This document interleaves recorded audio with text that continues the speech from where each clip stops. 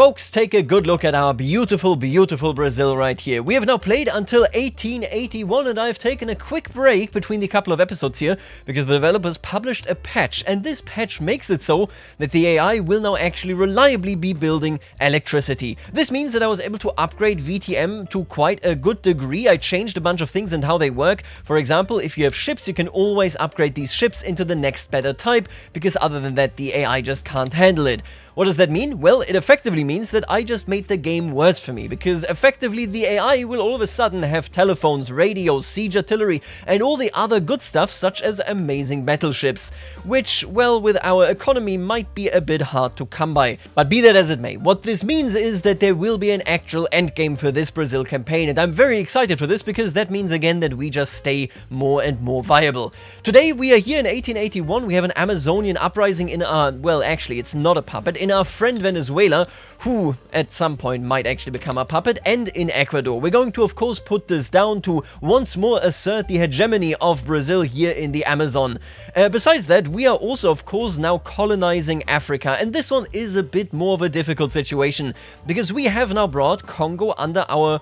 Oh, hello, yep, absolutely. We have now brought Congo under our supervision. We are colonizing right here in Gabon and the Congo itself, but man, things aren't that clear because Portugal, our mother nation, and the nation that I wanted to turn into a protectorate, or the nation that I at least wanted to take the colonies from, is a British protectorate. Now, obviously, that makes things a bit more complex. I think what we're gonna do here is, and I really need to remind you here, our entire project here in Africa is just for prestige. The landowners at some point said, hey, it's fine if you get rid of our economic model, as long as we can colonize over here. So I'm doing this to honor them, to honor the deal that we have with them.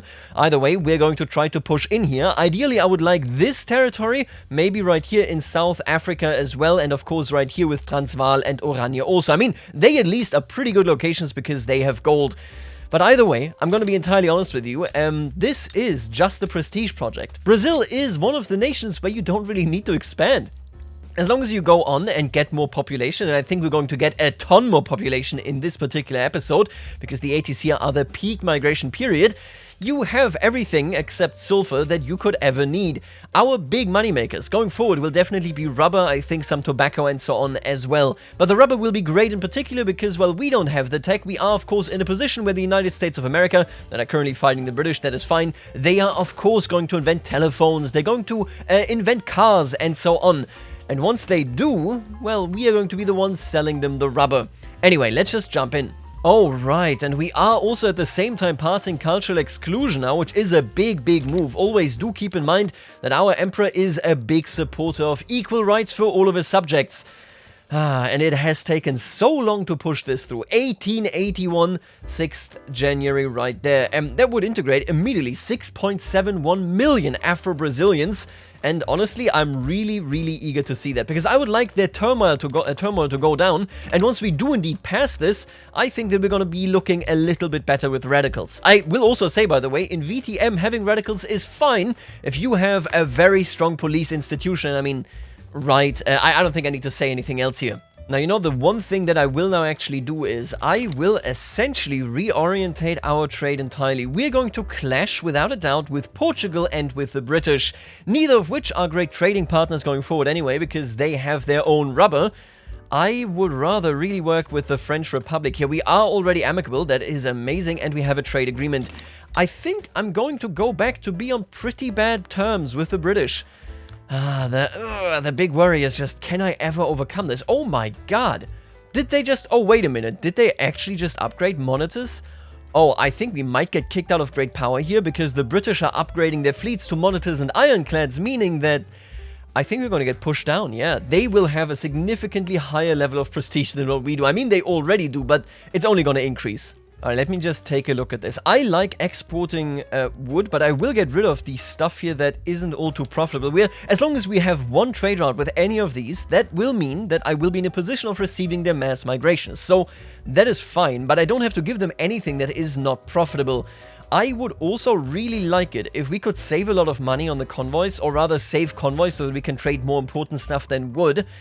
I'm going to cancel this, I think. This is just, it's a really, really long route to China, so I think we can just, you know, kind of leave that in the dust. When it comes to coffee, I'm gonna cancel everything that just is 5. It's just not good enough, and we're still actually turning a profit. It has to be said as well.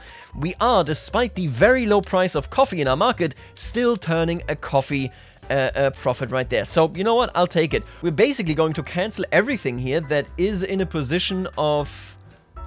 yeah, something that we can produce at home. We can do that now actually at home. We can do our very own paper, and quite frankly, we can do our very own sulfur, because we do have Venezuela. It will take some time until they actually get out of this shortage, but they will build their own building and we should be golden. And with that, we have freed up a ton more convoys and we can export much more. Quite frankly, currently, the thing that primarily restrains us is...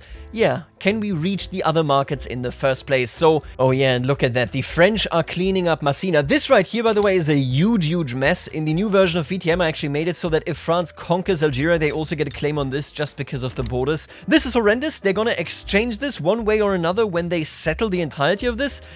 Let's hope that it's not too ugly, but, I mean, could it get any uglier? Oh yeah, and there it is. We are looking at 594 prestige that we need to maintain it. Let me just double check this, right? Did you bump up your prestige? Not really. Okay, I'm a bit surprised then. I guess we are just falling behind. Now, I will tell you, we could, of course, change this by upgrading our units, by upgrading my army, but... I want to spend that money on other stuff. We need more ships. You can already see we've already used up the convoys that I just freed up, making it so that, yeah, indeed, I need to build a whole lot more ports and I need to just upgrade everything that I have in terms of production. We need a stronger economy. And you know what, speaking of this, the Emperor comes now out of a very fragile period. And on top of that, he has actually cemented himself. I mean, things are still fairly uncertain when it comes to our laws. We are on landed voting. The landowners are an incredible power here. But I'm going to go ahead and say we no longer need to suppress the armed forces. If they rebound, so be it. They can be a counterweight at the very least to the very, very strong landowners. I don't think it really matters all too much. Instead, I would like to invest more. I need to get rid of this debt. We could just pause, of course, our construction, and we might just do that. But for the time being, I'm actually going to up taxes and indeed go into the consumption taxes here as well. You know what, looking at this now, can we get rid of one of these? I don't think this is that powerful anymore. It was powerful when we didn't have any industry anywhere else, but yeah, we are pretty nicely spread out now so that these bonuses don't really carry the weight that they once used to. So I'm gonna go ahead and tax the rich. Yeah, let's just tax the rich perfectly here. There you go. And all of a sudden we are in the positives here despite of us building. Let's keep it this way. See, the thing is, and I've complained about this for a long time during the open beta and now after the open beta as well, when it comes to electricity and when it comes to railways, this is not the case in VTM with railways at any point, but in vanilla, when it comes to electricity and railways, you were looking at a situation where they barely built anything at all. With a new update, and this is huge because again, it changes just how much the AI can produce, they build railways and electricity wherever needed, basically everywhere in the entire realm. And this is great news. I have rebalanced the pop consumption. In vanilla, as soon as they build basically electricity, they will subsidize it and it will burn a huge deep hole into their pocket. In the VTM, because I rebalanced it, pop consumption makes up for this. They will very hardly pay for this, meaning they have more money to invest, meaning they grow faster. And the faster they grow, the better it is for us, because the more electricity they have, the more can we hope for radios and so on, that we are not building ourselves. We can just import this use for our own purposes if we have a very stable trade partner. In this case, I think it is the French. It might be the Germans, because we don't really have any overlapping interests. It's definitely not the British. I'm gonna be honest with you, I think they're permanent enemies of ours. I can't really get around this, right? Because we're looking at a situation where I need this right here. There's no two ways about it. So, yeah, let's just be a bit more cold towards them. And now the key for our immediate prosperity here, I think, again, is tobacco as well as sugar, because those are the benefits that we are getting in our home locations. You can see it right here. We got sugar plantation bonuses right here. We got ranches bonuses and so on and so forth. What we're going to do is we're going to build those up, and on top of that, we're going to build up rubber. Rubber is going to be a massive, massive benefit for us. Now, right now, I'm going to be honest with you, I don't think too many people use it yet. You can see Great Britain and Portugal, they are in the same market, so it doesn't really make a difference to us. They are the top producers. We want to catch up and ultimately wait until the rest of the world also starts using rubber. Who currently is using this rubber? No, it's not you. Interesting. Who are they using this rubber for, I wonder? Oh, it is, of course, this new tooling workshop technique. Yeah, this PM is amazing, which, in fact, I actually forgot to switch to. Let's just go to machine tools right there, and all of a sudden, we're going to produce more when it comes to tools, and for me, much more importantly, our rubber has another usage case. I want very, very cheap rubber to be produced here so that most of this flows directly back into the investment pool. The bigger the pool, the better for us. It does also mean, of course, that we are currently strengthening the landowners yet again, because this is primarily aristocrat. We will have to pass commercialized agriculture, and only then can we really start suppressing the landowners. Ooh, and now beyond that, we can actually get another company. Now, I am thinking Brazilian plantations sounds great. I mean, this isn't bad. Brazilian metal conglomerate is good, but honestly, I don't want to go too deep into the mines. That's not really something that Brazil is currently shaped for. I'm gonna go with this. I don't think we're gonna get the colony growth speed, but that doesn't really matter. I'm primarily here for this. The construction bonus and the company throughput bonus is amazing. The more we build now in rubber plantations, in sugar, in tobacco, and in gold mines, which we don't really have any, but you get the drift, we will be in a position where they can be built faster and then produce at a better rate. This is how we make money. You know, it really is unique. Other than sulfur, we literally lack nothing. But that doesn't stop me from being a dirty, dirty imperialist. See, what I would like to see, just because it is such a great imperial project. Portugal, historically speaking, once made a proposal to ask for the pink map. The pink map is something where they roughly wanted this area right here. Now, I'm not Portugal, but I am the better Portugal if you really think about it. I mean, look at them. Tiny population, tiny GDP, they suck. And not to mention, of course, they aren't even independent. What I'm thinking is, we got Congo right here. We obviously want to go deeper and deeper when it comes to Congo. I think I'm going to try to get this entire area right here. Ideally, I would like this entire area, but let's be real, that is very unlikely. If we can get like parts here and then everything down here, it doesn't give us great economic benefit, but it will make me so proud to be Brazilian. So you know what? I'm going to start by simply conquering Gaza. Yeah, you know what? Nope, not make protectorate. That is not enough. I will take you down entirely. And you know, I've said this time and time again, but I would really like it actually if we were in a position. Oh, he can go. Technically, no, you know what? He's not gonna go. It's gonna be him. It's gonna be beloved General Manuel Luis Osorio. We're gonna send them down there, and I can immediately send them right here into the Congo just so that they are much, much closer to where they need to be when they do the naval invasion. I really still hope that at some point, very soon hopefully, we're going to see basically just a reach mechanic. It should be easier for my troops to fight in Brazil and the surrounding areas because we know these areas. I'm shipping them now to Africa where they will fight then again in a completely different area. That just should make it so that they are much less efficient at what they can do. Sadly, that's currently not the case. Reach is very important. Make sure, by the way, to watch the Navy video that I published a while ago, because I really go into it there, and I think the game would be so much better if indeed this was a consideration that you have to make. Alright, and now that I have built Para at least a little bit up here, we can develop Amazonian state. The rich forests of the Amazon are an untapped source of wealth. It behooves us to develop these lands for the sake of the nation and our continued prosperity. What does this actually do? Taming the Amazon. Construction efficiency goes down. That's terrible. Radicals goes up. Mortality triggers the event and outpost of progress. Do I need to do the developing before? Oh, so basically you develop them and then you exploit them. Right, so I want to click this no matter what. I'm gonna go ahead and indeed do that. Nested within the rainforests of Para, the erstwhile sleepy village of Belém has grown into a major hub of rubber extraction and transportation. To sleep now. The sun is going down. You and your father will need strength to hunt tomorrow. But I'm Senor Ramirez, and I'm still ordering his... Do not speak that name, boy. Never again. Do not bring those men to us. Whoever's left. And the rubber barons require more labor. Right. This is a brutal, brutal activity.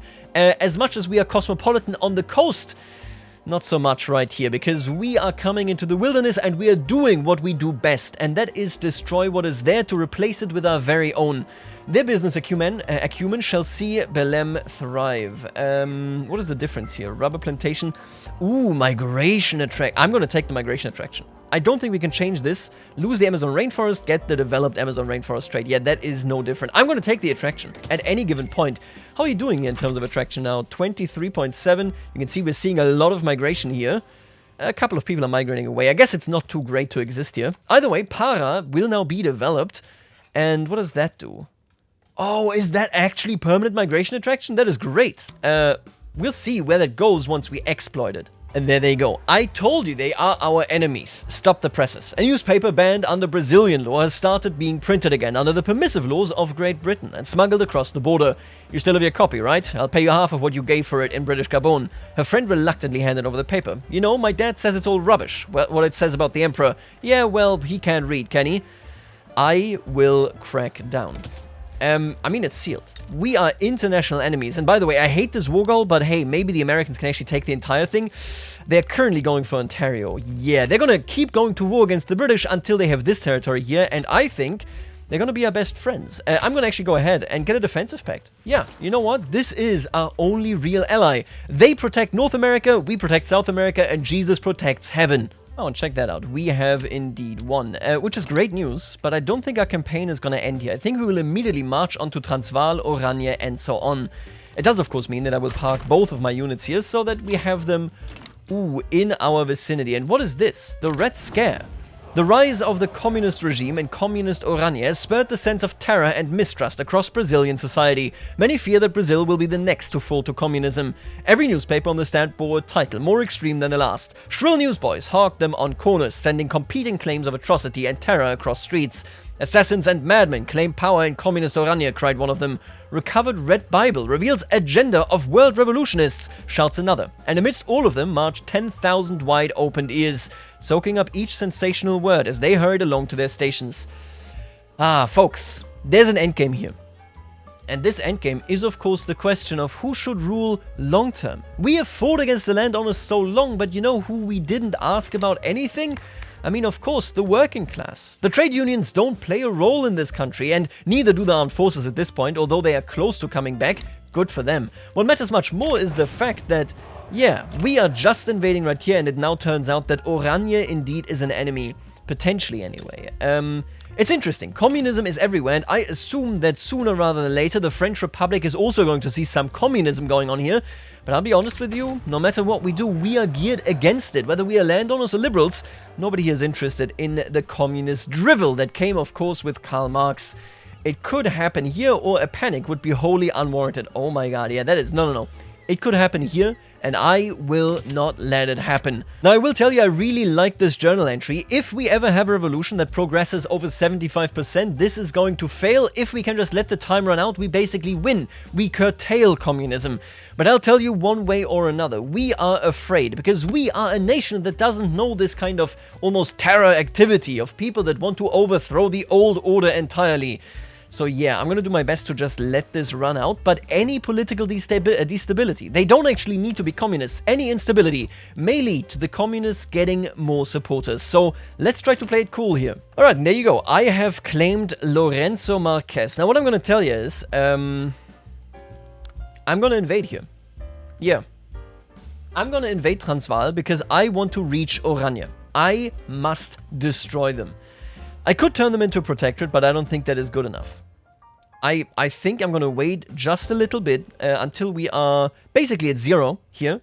Then we're going to move in against Transvaal. We just need to essentially destroy both of these entirely. The Boer cannot be trusted because they have created a society that is so unstable, it could spread. And we can't have that. So this is our immediate project for sure. Now the other side of the coin here that should be pretty obvious is that we are obviously getting right up into the business of the British, who show no mercy to the British. That's all I can say. South Africa as a whole should be Brazilian, quite frankly. If we can control the traffic around the Cape of Africa, we will win. The nationalization of women. Following government hearings into the activities of the communist regime in communist Oranje, newspapers across Brazil have reported sensational stories about all adult women in communist Oranje being nationalized as common property. I saw it myself before I fled. The Red authorities have mandated collective orgies within which there is no respect for virtuous women.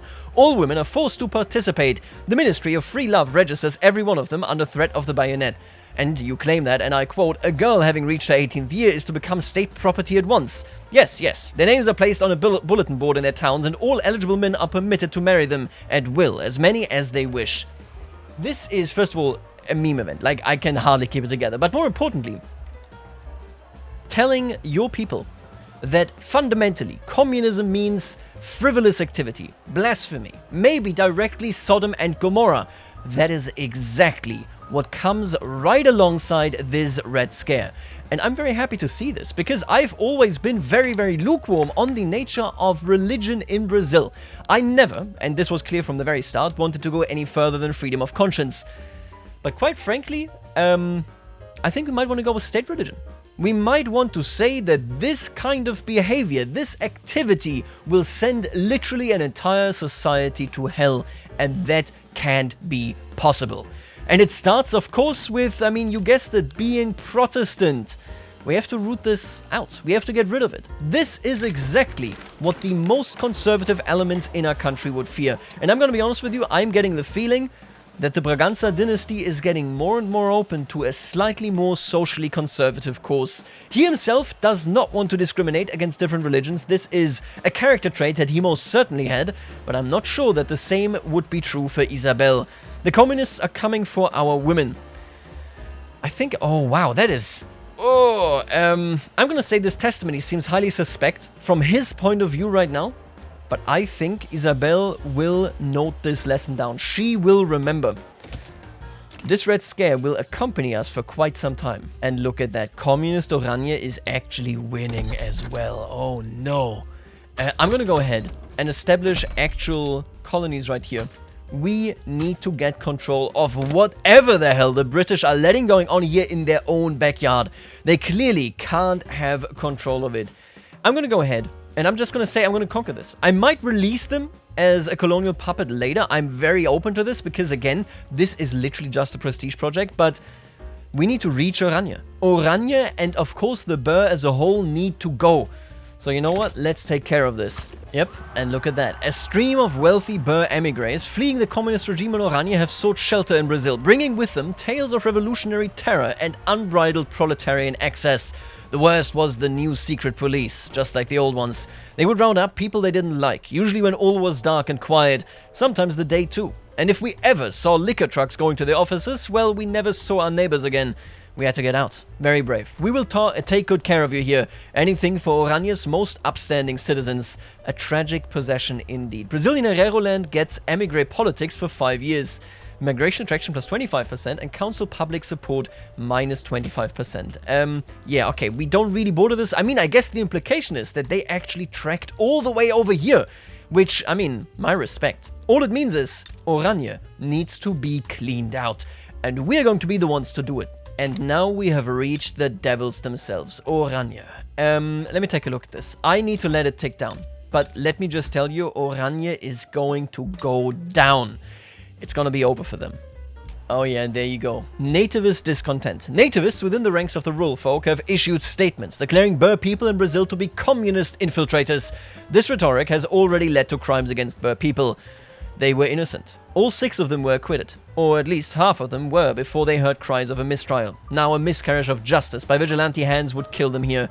If they weren't shot in their cells, they were dragged out by the neck and hung before being shot, executed for the crime of being Boer by birth, and the country would thank the crowd for it. This is an extreme reaction, but it is so reasonable within the political discourse of Brazil. Our rural folk have benefited quite a bit. We have opened up who we accept. We are more liberal than ever. And yet, we haven't really spread out the wealth at all. I really needed to take a look at this. We just passed exclusionary politics, which is great for us, but also makes it so. Yep, you can see it right here. Our radicals have shot up. There's discontent in this nation. And I think it can't be pinned down by, are we a world power? Are we economically, politically successful? This is all about the feeling of whether people think their society is drifting away from where they want to see it. We are taking care of the Boer, but I think, and I'm going to be honest with you, that I think I speak for almost everybody here when I say there are very dire times coming towards us. I'm not sure whether the monarchy can stand even if we succeed with magnanimous monarch. And I say this only because there is so much upheaval.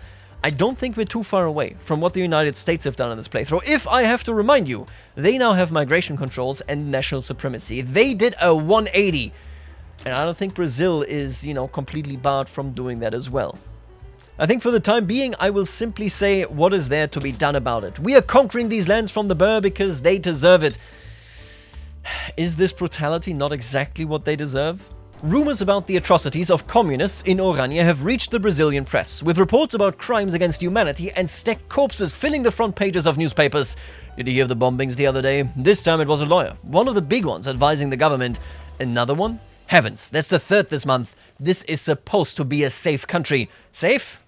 Not with these communist rats running around. They will kill us all if we don't kneel down first.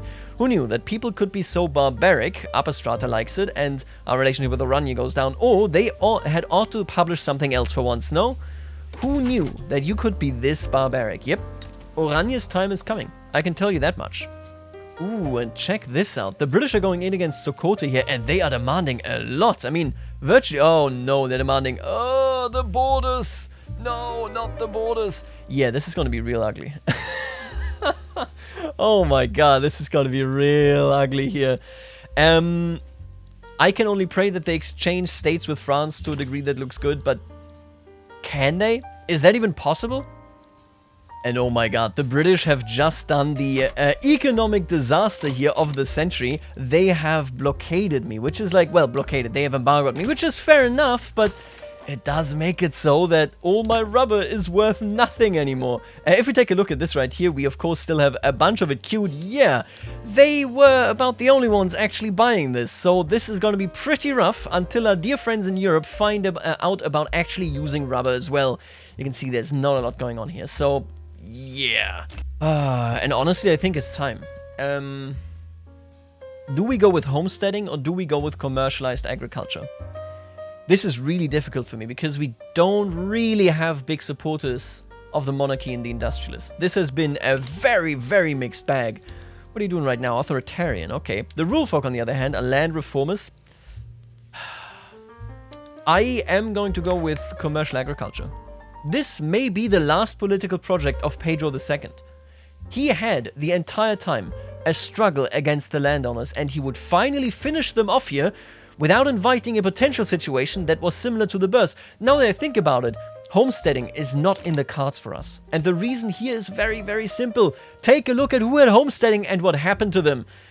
I'm gonna go with commercialized agriculture. I want to push out the old barons and I want to push in new barons that understand the value of this new Brazilian society. Let's do it. And yep, there it is. This might very well be his very last project. The Emperor's ill health. Emperor Pedro de Bragança is no longer the young, healthy man that he once was. His ability to perform his functions as monarch are in decline. Speculation and scheming surrounds the matter of succession and the future of Brazilian government. Entropy comes for all things, great and small. Whether by sword or decay, the Emperor of Brazil was destined to meet an end. Decades of delayed stress, forced action, and dynamic industry have finally damned him. Sickness would have its due soon, and the vultures in his court would gladly feast on such a grand carcass. I want to make one thing clear. This man has done so much for the Brazilian nation, and quite frankly, for the world as a whole. He didn't achieve everything that has to be said. We are still in the hands of the landowners. His daughter, although she will indeed take over, is not well liked. She has syphilis. Okay, let's not talk about this. And the Emperor has been stressed out with a psychological affliction for many, many decades now.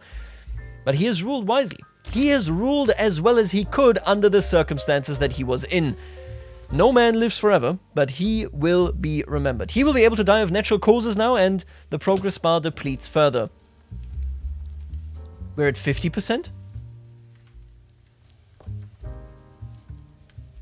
What? I haven't declared bankruptcy, I wasn't in default. There was no revolution. Alright folks, so I reloaded and I looked into this, and the reason that we are in the position that we are is because we had this tiny little local rebellion right here.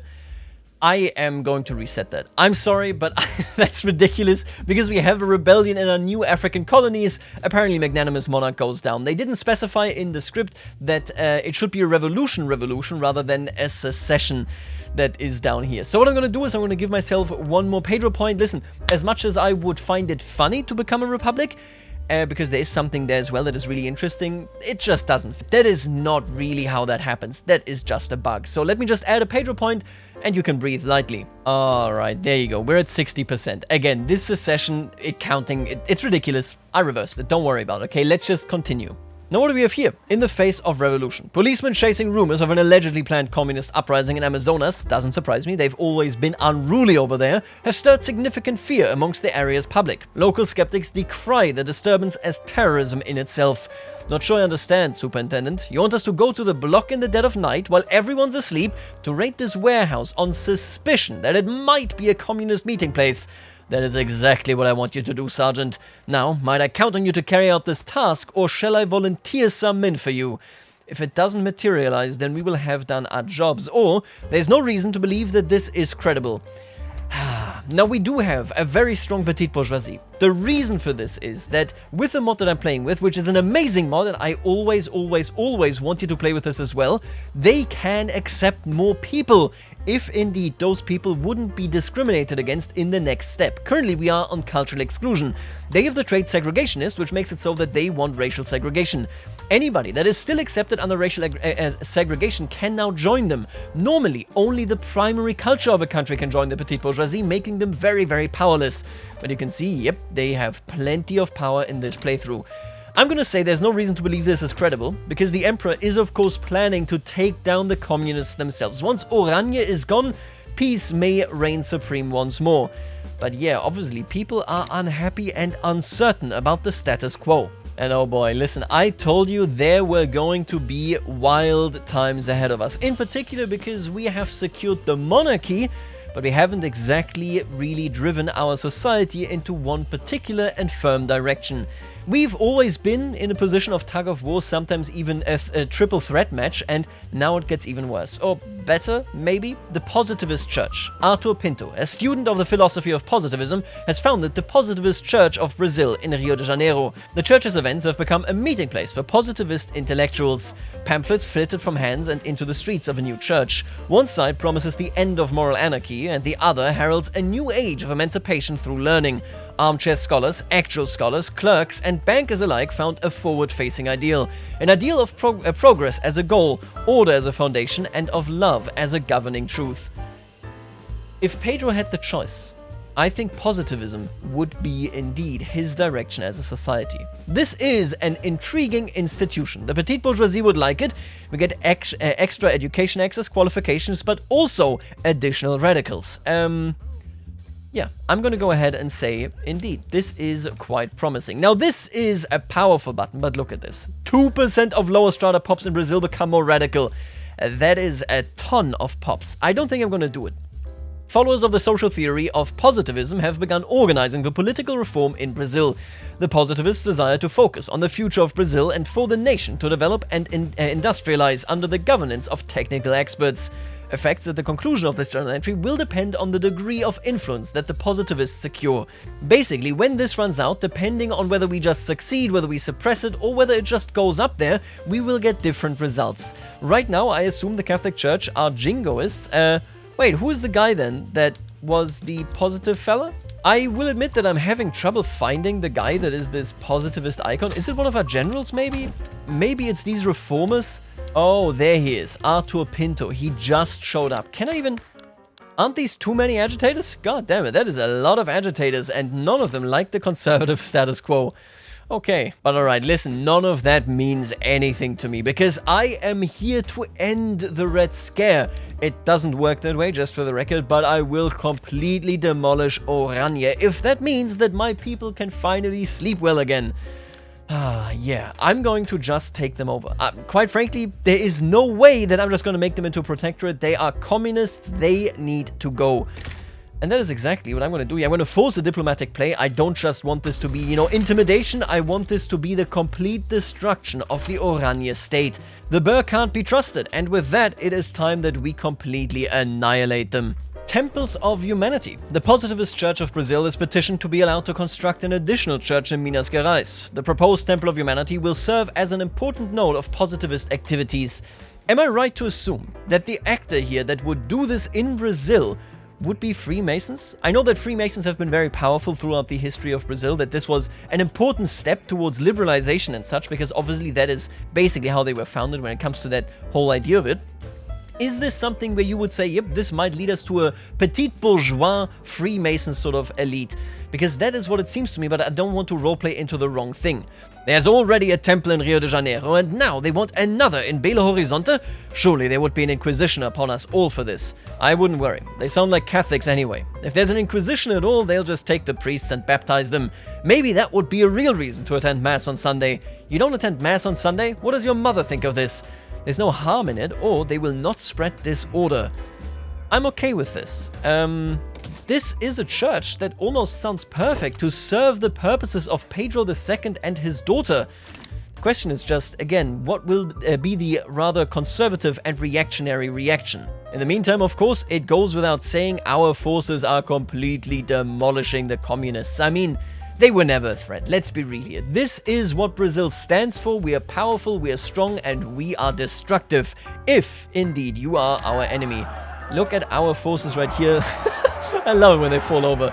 Look at them celebrate with confetti. Now what is this? Several prominent positivist reform advocates have become entangled in a dispute with a positivist church over their political activities.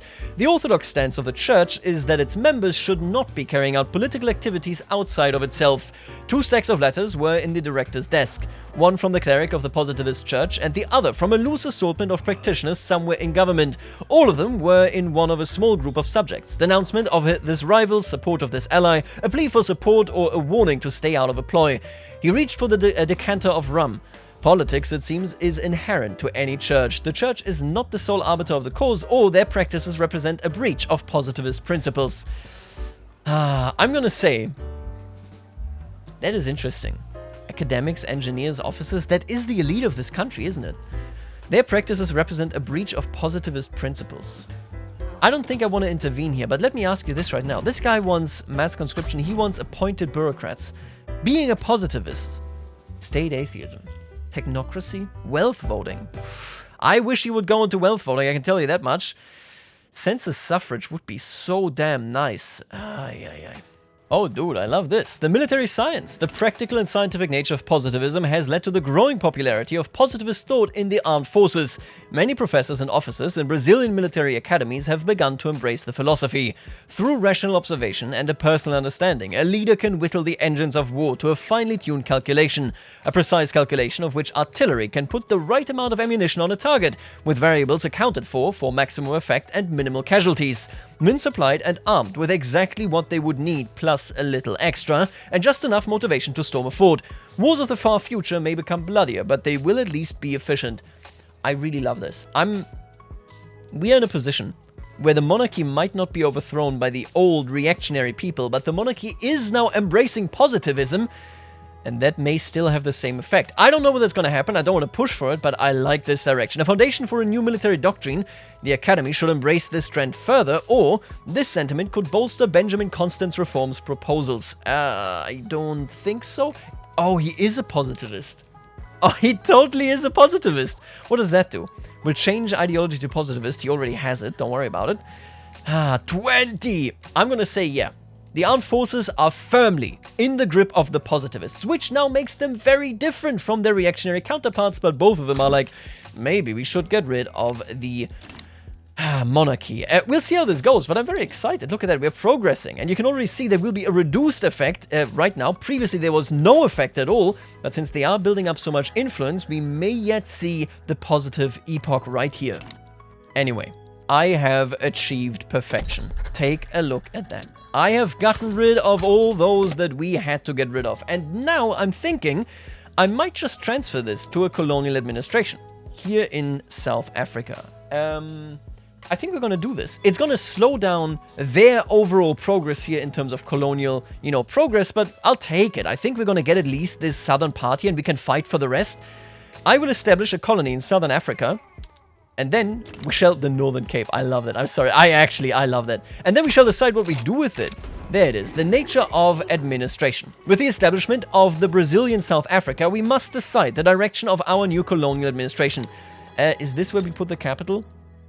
Oh, that is a bad choice that I made there. I should have put it to Lorenzo or to one of these two. Listen, hey, be that as it may, it doesn't really matter. Right, let's take a look at this. It will be administered by a chartered Brazilian Southern American company. So this would make it so that it is a private enterprise, adopt the colonial extraction strategy, gets colonial enterprises for 19 years, colonial entrepreneurship, okay, or the Catholic missions will uplift the local populace. I don't think so. We took this over because the BOERS. are evil people. I don't think we just want to suppress them, okay? That's basically my point. In Darkest Africa, a new Brazil shall emerge. It would be funny, but I don't think so. The whip shall crack and the colony shall provide. Now, I'm going to be honest with you. I think I'm going to pick this entirely because this is something that we promised to the landowners. The entire endeavor, the entire affair in Africa is a landowner affair.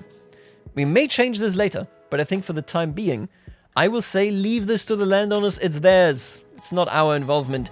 We'll be tailored around slave labor and ruthless exploitation. We promised. I'm sorry, we promised them. The whip will crack and the colony provide. This gives them the following laws: agrarianism, slave trade, migration controls, colonial exploitation, autocracy. Yeah, this is hell on earth. Who's ruling it? President Enrique de Alcantara, a landowner. Pedro II had to enter a compromise, and that he did. It sucks. It's against his interests, but he promised it, and that was the only reason that we haven't had a civil war. Welcome to the world, Brazilian South Africa. Nice flag, though. I like the flag. Oh my god, they are paying me so much money. That is so much money. It's because they have all the gold mines. I built all the gold mines for them. Yeah, okay. No wonder. Look at that. They still got gold fields right here. They have a ton of gold mines here now. They're going to make money and they're going to give it all to me. Thank you so much. I appreciate that. And yep, we are deeper and deeper penetrated by the positivist church. I think the future monarchist movement will try to cooperate wherever possible with the positivists, which now very firmly pits us against anything that indeed could be done by the landowners. Yes, we have this and it is abhorrent. It will horrify the people more than ever. But I mean, then again, they are just BOERS, but, you know, whatever. The point here being, the philosophy of positivism has spread beyond the positivist church, with many engineers, academics, and officers adopting its scientific principles in order to fulfill their reformist ambitions. I think that is exactly where we are headed. I think that is where Isabel is headed. She was appalled by the excess of the communists in Oranje. And now an alternative has been presented, an alternative that doesn't say we need to now be slaves to the Catholic Church, quite the opposite, and she's going to indeed hang on to this. Natural law was one of the first things to go under this new judge, one gavel stroke, and thus ended any claims to the naturalness of any man seeking recompense for damaged goods. If there was no explicit command from governance to do so, it was no law to be followed, merely guidelines to be interpreted, until commands are set forth. Yeah, I like this. More positivist characters, yeah, okay. Maybe this will be the death knell of the monarchy if they become too strong, but right now I am riding with these people. Oh, and there it happened. Pedro de Bragança has died. Enduring empire. With the solemn passing of Emperor Pedro II, a week of mourning has been declared across Brazil. His reign will surely be remembered as one of the greatest periods of our nation's history. Plans must now begin for the coronation of Isabel de Bragança, who the people look to with admiration and respect to lead them onwards. Old tales once held that heaven weeps when a great man dies. When Dom Pedro of Bragança died, there was scarcely a moment without rain. Tens of thousands lined his funeral procession, wearing black and flying Brazilian flags. Dignitaries from as far as Japan bore witness to the event, each laying forth their own tokens of respect. The heavy crown that once heralded her fathers now loomed over her. Isabel would have a near impossible task ahead, to fill the shoes of Dom Pedro II the Magnanimous. The emperor is dead, long live the empress.